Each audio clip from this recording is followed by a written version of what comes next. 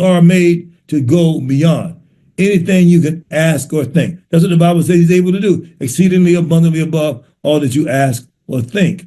Well, he didn't say that so you wouldn't do it. He said that so you would do it. Ask God for something amazing that's going to glorify him and bless others. Remember now, Jesus' life was about pleasing the Father and blessing others. It wasn't about himself. That's the way your life's got to be.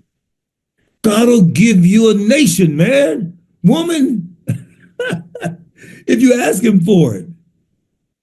I can tell you right now that Bishop Harry, he wasn't sitting around. I got done with those leaders over there in D.C., politics, because they're liars, manipulators.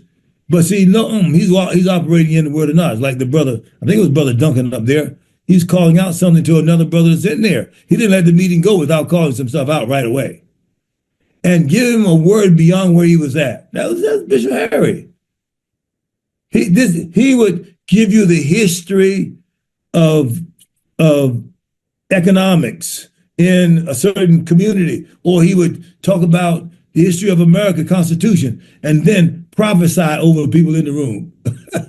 So you're going to get academic intelligence, and you're also going to get prophesied to spiritual intelligence. Yeah.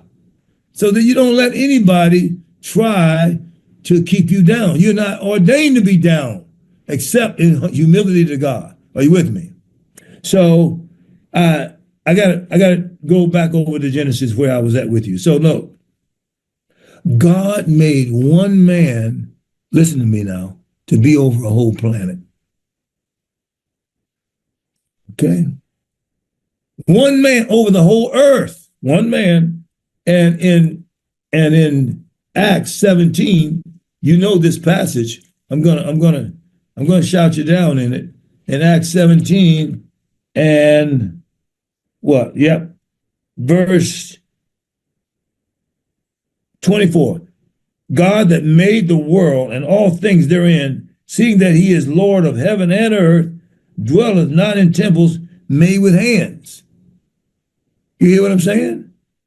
So I don't care how nice your building is, that's not where he dwells. Why? Because he dwells in a living body.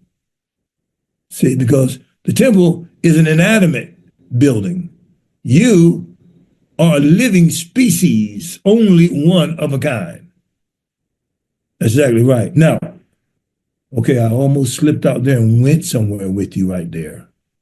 I'll just leave that alone right there. Okay, look, first verse 25. Neither is worship with men's hands as though he needed anything, seeing he giveth to all life and breath and all things. Watch, can you say that? He giveth to me life and breath and all things. Can you say that? He giveth to me life and breath and all things. I mean, come on. The only reason God wouldn't give you what you pray for or what you ask him, because he says, asking you shall receive, is that you're asking him for nonsense, or you're asking him for selfish reasons, the motive is not right, or you're asking him to consume it around your own lust. But if you ask for the sake of his will being done, he says, then you have this confidence, 1 Corinthians 5, 1 John 5. And we have this confidence. If you ask anything according to his will, you know he hears you. Look at there. Can you believe this, men, as you were praying to open this meeting, that every one of you that prayed, what you were praying about, God is already acting this thing out. Things are being done. It may be that you didn't ask him large enough. You ask him according to your thinking and your exposure. How about according to his ability? You got to go back in the word and see that. All the champions of faith in the Bible were men who did things that we now call amazing or miracles. You see that? And why? Because it's God. He's at hand. Why should you ask God for something little when your God is indefinably big? Ask him for something that when he comes through and does it, the only conclusion is God did it. Ask him like that. Okay? Okay, since you're messing with me, look at verse 26. And have made of one blood all nations of men to dwell on all the face of the earth, and have determined the times before appointed and the bounds of their habitations. Look at this. Adam's failure became mankind's failure. That's the great shame. Adam's success would have been mankind's success. That's what Romans 5 says about Jesus. You got to get this. Okay? So one man failed God, another man succeeded with God. So if being born naturally, you're born into the failure, what about being born spiritually? You're born into the success. Your life is supposed to be successful in every area. Say that after me. My life is supposed to be successful in every area. Yeah. Okay, let's go further than that then. Since you were born of God, since you already have been used, let's go further. Say, my life is moved from success to significance. Go ahead, let's say that. My life has moved from success to significance.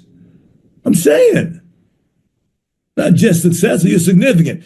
If you weren't here, something would be clearly missing in the earth. So I don't know what that is. Well, that's because you haven't sought the Lord what it is. There's stuff that's inside of you right now you don't even know is there. An invention, a discovery, insight, the gifts of God, ready to operate, but you are soft. Man, you can't pray every now and then and get all-night results. Matter of fact, I wrote down a few things for you men. Y'all gonna have to love me. Since I'm like, I can't go nowhere right now anyway. So, look, I wrote 7 things that I was reminded of to make sure I tell you. 1, hearing about the circumstances of life, but not about the devotion necessary to be used to resolve them. That's a problem.